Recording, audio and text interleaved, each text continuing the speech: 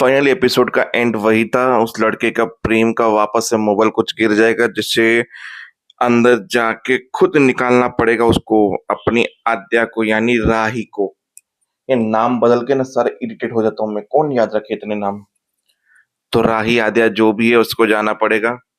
और वहां अनुपमा और हमारे अंश भाई साहब इंतजार कर रहे होंगे। वो सोच रहे होंगे, उन्होंने बोला था कि ये यहाँ पे आएंगे लेने के लिए, पर वो दिखे नहीं। और शायद आद्या को अनुपमा दूर से नजर आ गई, पर अनुपमा को आद्या नजर नहीं आ रही अभी तक। और बीच में चल रहा था जुलूस। और ये सीन कटा हुआ भी हो सकता है, जरूर नहीं कि आद्या की नजर वहीं गई हो। बस यूं नजर गई थी, पर वो नजर किसी और के ऊपर भी गई होगी, जुलूस के ऊपर गई होगी।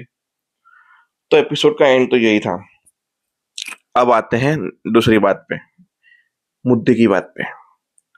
मुद्दा ये है कि वो लड़की, वो प्रसाद के लिए जो अनुपमा ने उसे पैसे चढ़ावा दिया था, वो गलती से आद्या के पास पहुंच गया, राही के पास।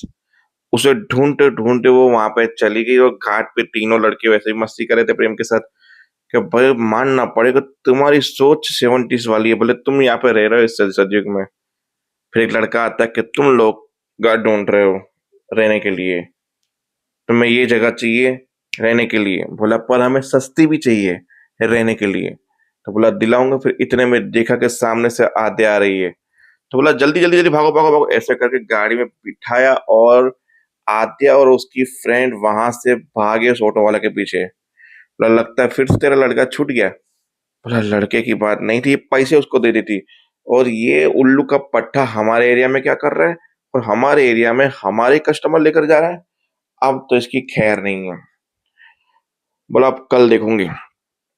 तो ये लोग रात को गए, आधी रात को आद्या जग रही थी जहां वो बूढ़ा अंकल था। बोला क्यों जग रही हो ईसा, इतनी रात को क्यों कर रही हो। बोला क्या करूं, ईसा भी इतना है कि रात को बैठने के बाद भी सब खत्म नहीं होता, टेंशन इतनी है कभी पूरी ही नहीं होती है। वहां पे बच्चे चिल्ला रहे हैं कि मच्छर काट रहे हैं, गर्मी हो रही है, पंखा बराबर नहीं चल रहा है, सबकी अलग अलग शिकायत है बच्चों की। इतनी गरीबी, वाह भाई वाह। फिर बोला कि मैं लोरी सुना देती हूँ। तो उसने लोरी शुरू किया। उससे पहले अनुपमा के पास जाते हैं, जहाँ बा ने बोला क्यों जा रही हो तुम। बोला जाना जरूरी है। आप भी तो अपने बेटों को अभी तक याद करती, क्या आपने अपने बेटे को भूल दी, क्योंकि बात आने में मारी थी, मैं तो सोच रही मरी गई है छोड़ दे। बोला फिर आप भी मान लो कि आपका बेटा मर चुका है। आप क्यों अपने बेटे को पूछती नहीं हो, अपने बेटे पे कभी हार नहीं चढ़ाया आपने।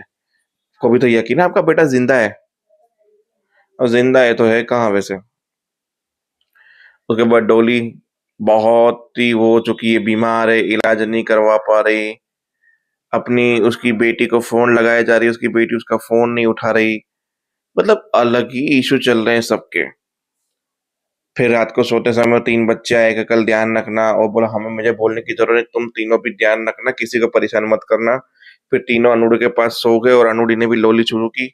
और दोनों की लोरी साथ में, वो बच्चों को सुलाते हुए लोरी दिखा रही है, छोटे बच्चों को, ये बड़े बच्चों को सुला रही है। जहां हमारे तोशु और किंजल भी लोरी सुन के सो गए, और उनको भी कुछ महसूस हुआ उस लोरी का कि नहीं माँ माँ होती है। पर वो साले वही लोरी खत्म होने के बाद अपनी बदतमीजी पे आ जाते हैं। जहां पाकी और पाकी की बेटी भी लोरी सुन रहे थे बैठ के, बाहर लोरी सुन रही थी, डोली उसकी गोदी में जाके सो गई। एक माँ की ममता वाला फील आया आज। मतलब एक लोरी और अलग अलग सीन चल रहे थे सबकी माँ की ममता के, देखने जैसे सीन था ये वाला। तो बस लोरी खत्म, अनुपमा निकली और लाइट बंद हो गई। बोला कुछ नहीं, हम अंधेरे में भी निकल जाते हैं, कोई बात नहीं। तो वहां से वो लोग निकलने की तैयारी कर रहे हैं।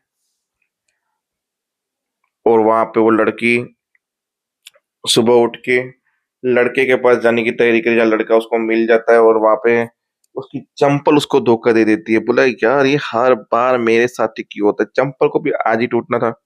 लड़के ने हाथ रख के कुछ दबा के ऐसा कुछ सेटिंग किया, वो लड़का प्रेम था, और जिसने इसका चंपल बना दिया। बोला रुको, क्या आपके दूसरी चंपल ठीक करवानी है क्या मुझसे। बोला नहीं, ये तुम्हारे प्रसाद की थैली मेरे पास रह गई थी। बोला बहुत इंपॉर्टेंट है, अच्छा हुआ दे दिया, किसी माँ ने मन्नत मांगने के लिए दी थी।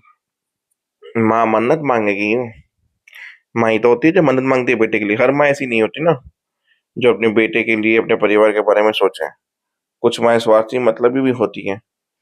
आई नो कि तुम क्यों ऐसा बोली मुझे नहीं पता, पर ये वाली माँ सबसे अलग है। सुपर्ब है। व्हाटएवर, मुझे क्या, ये लो तुम्हारा। फिर वापस से आद्या के पास गिर गया, उसके हाथ से छुटक के। लगता है कान्हा जी चाहते तो ये है कि ये मन्नत तुम पूरी करो, तो हो सकता है कि तुम्हारे हाथों से कुछ पुण्य मिल जाए। तो ये मन्नत तुम ही पूरी करके आओ, जाओ।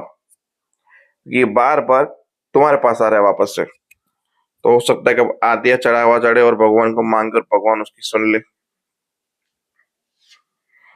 मिलते हैं।